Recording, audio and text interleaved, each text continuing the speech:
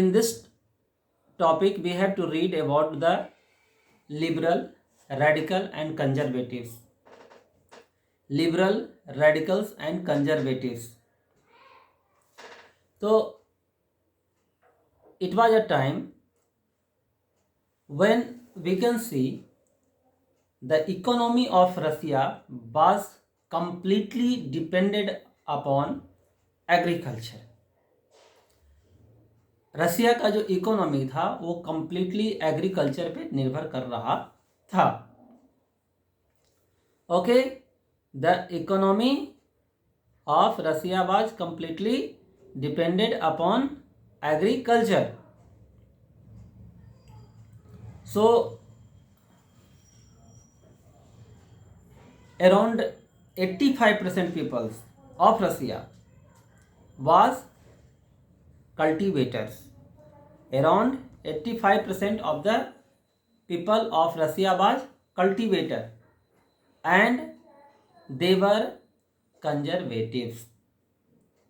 Now question comes there, what do you mean by conservatives, radicals and liberals? What do you mean by conservatives? Conservatives means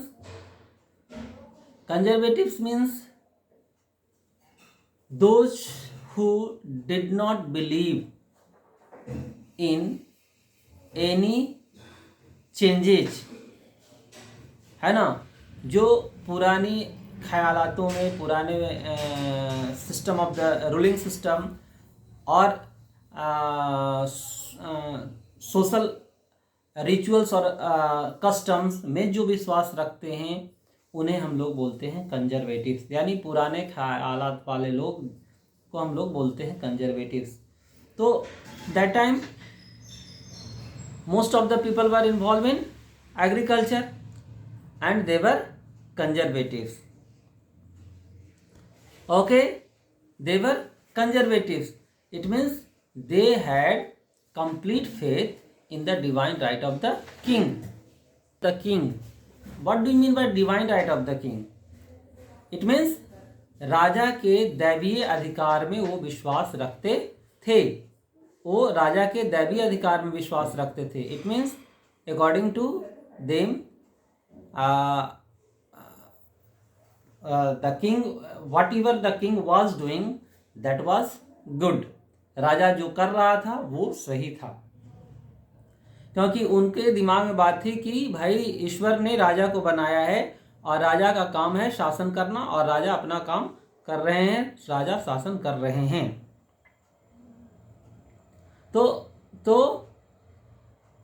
तो वो divine right of the king में विश्वास रखते थे. Now second point is there.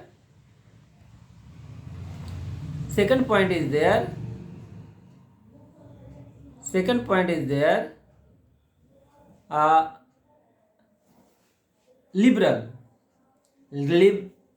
Liberal believed in changing, but not complete changing.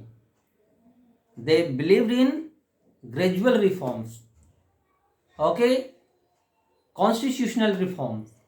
वो believe तो करते थे लेकिन वो पूरी तरह से परिवर्तन में विश्वास नहीं रखते थे. वो चाहते थे धीरे धीरे समाज में परिवर्तन आए, या जो भी हो एक संवैधानिक तरीके से बदलाव आए. And radicals, they believed in changing in the society, in the system of administration.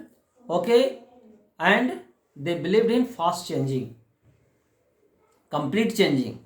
Okay, you can take example of French Revolution.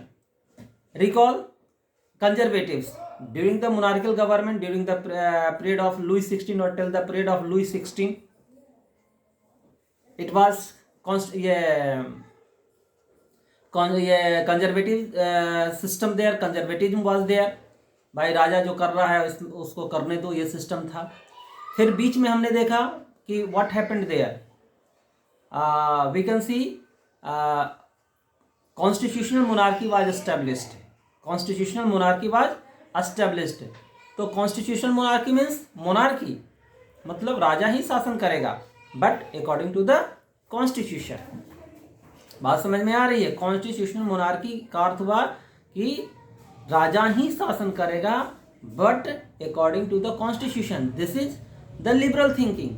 भाई राजा शासन करे, राजा ही शासन करे, जैसे शासन करना है वैसे शासन करे, दिस इज कंजर्वेटिज्म। राजा शासन करे but according to the constitution, this is the example of liberalism. One more point you can see here कि right to vote was given, but right to vote was given to the only active citizens. The citizens were divided into two groups. Citizens were divided into two groups, active citizen and passive citizens. Active citizen and passive citizen, दो group में बटे हुए थे। Active citizen और passive citizen के group में बांट दिए गए थे, और सिर्फ एक्टिव सिटीजन को मिला right to vote. It's also the example of liberals. But radicals, what happened? You can see French Revolution. The monarchical government abolished. France became a republic. It means common people elected Robespierre as a ruler of France. It means right to vote was given to all the citizens. It means limitation was not there. है ना? No monarchial government, राजा शासन नहीं करेगा, Republic. कोई भी public जो है वो देश का प्रधान हो सकता है। What is the meaning of Republic? The head of the country is elected by the people and among the people also. जनता के द्वारा, जनता के बीच से चुना जाए, उसे हम लोग रिपब्लिक सिस्टम कहते हैं। तो वो राज परिवार से रॉबेस्पियर नहीं था, लेकिन रॉबेस्पियर को तो चुना गया। तो this is the example of what? radicals, complete changing. Okay, so these 3 points you have to read in the beginning of this chapter: liberal, radicals and conservatives. Now social changes, आप यहाँ देख सकते हो, we are reading social changing in social age of the social changes. तो how it could be possible, how the society of Russia could change, तो how the society of Russia could change, तो यहाँ हम देखेंगे कि it could be possible after industrial revolution.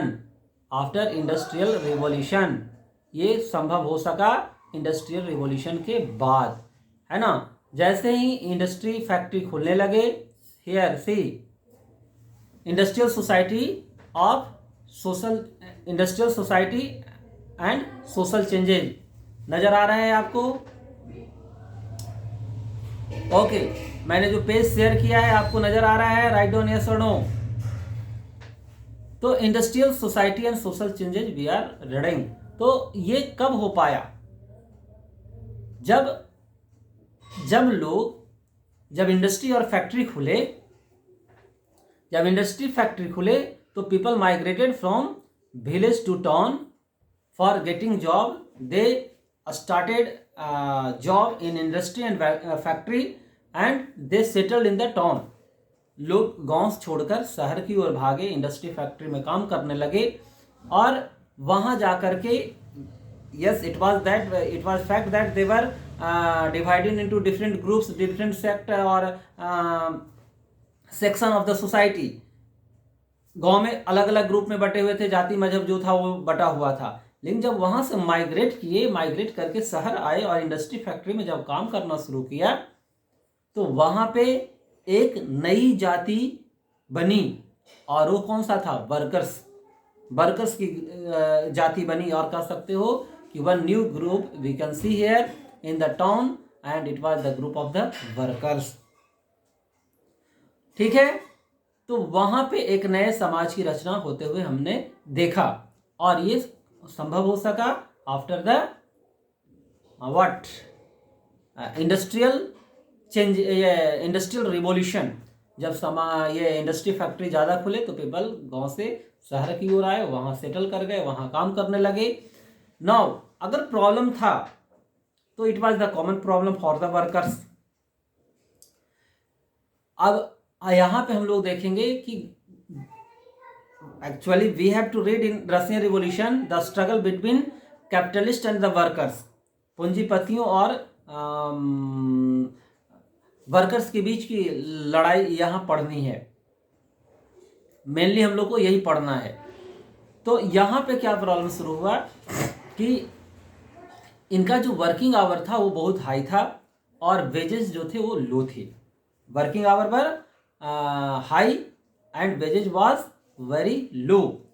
काम ज़्यादा लिया जा रहा था और पेमेंट जो था वो कम था। एंड वी कैन सी कि वहाँ पे जो बेसिक नीड्स थे वो फुलफिल नहीं हो रहे थे। इन लोगों को क्वार्टर्स नहीं अच्छे मिल रहे थे, मिले भी थे तो सैनिटेशन का प्रॉब्लम था, सेफ ड्रिंकिंग वाटर का प्रॉब्लम था, हेल्थ फैसिलिटी नहीं दिए जा रहे थे। यानी कॉमन पीपल, कॉमन वर्कर्स यहाँ परेशान थे। तो यहाँ से हम आगे पढ़ेंगे कि धीरे धीरे जब सारे वर्कर्स परेशान होने लगे तो वर्कर्स के बीच में एक यूनिटी डेवलप किया गया और बहुत सारे लीडर सामने आए। उन्होंने कहा कि वर्कर्स को यूनाइट होना पड़ेगा। आप पढ़ोगे, कार्ल मार्क्स के बारे में पढ़ोगे, लेनिन के बारे में पढ़ोगे, स्टालिन के बारे में पढ़ोगे, क्रंस्की के बारे में पढ़ना है, हमने पढ़ाया भी है।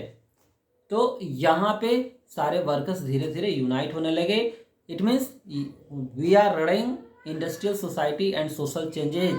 अब जब शहर में आए तो इन लोगों का जो माइंड था और थोड़ा ब्रॉड हुआ, क्योंकि इन द विलेज है ना, आज भी आप देखो ना, गांव और शहर का जो रहन सहन है, थिंकिंग है, उसमें बहुत चेंजिंग आता है। तो जो लोग गांव से शहर आए तो यहाँ उन्होंने दुनिया देखी, दूसरे देशों के बारे में सुना, अपनी स्थिति को कंपेयर करना शुरू किया और यूनिटी बढ़ने लगी वर्कर्स के बीच में। ठीक है, मॉडर्न एजुकेशन इनको मिलने लगे और एक नया अवसर मिलने लगा इन लोगों को। तो we have to read about the industrial society and the social changes. You can see here,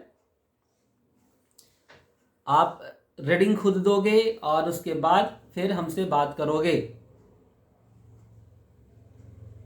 C some figure is there.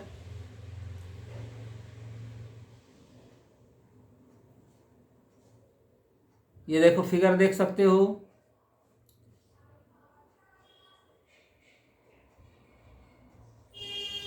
Now next point, what we are reading now, the coming of the socialism to Europe. तो first here question comes here कि what was the idea of the socialist। तो यहाँ हम देख सकते हैं कि socialist were against private property.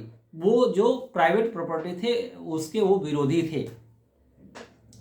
इनके दिमाग में बात ये होती थी, सोशलिस्ट के दिमाग में बात होती थी कि मेहनत सारे लोग मिलकर करते हैं और बेनिफिट जो है वो ऑनर को सिर्फ मिल जाता है। ठीक है, जो वेल्थ है वो कुछ लिमिट पीपल के पास ही रह गया है, ऐसा उनका मानना था। तो they were against of the private property and saw it as the root of the social ills of the time. और समाज की बीमारियों का कह सकते हो, कमजोरियों का और समाज की कुव्यवस्था का सबसे बड़ा यही कारण था। Bye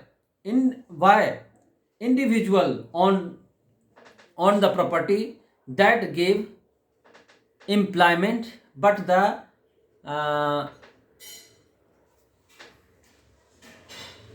property were concerned only with the personal gain and not with the welfare of the those who made the property। समझने का प्रयास करोगे। इनका अपना मानना था कि ये जो प्रॉपर्टी गेन हो रहा था, फायदा जो होता था वो इंडिविजुअल होता था, जबकि वो बेनिफिट देने वाले कौन थे? वर्कर्स थे।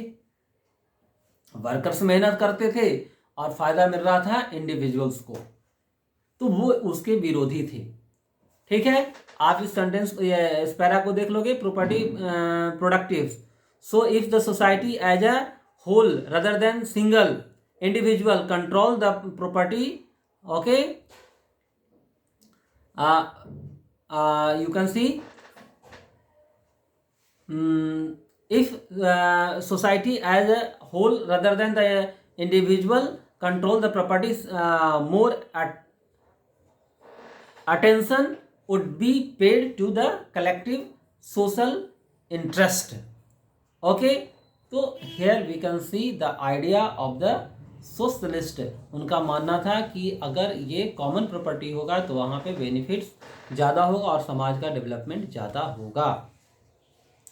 Now next point that we have to read,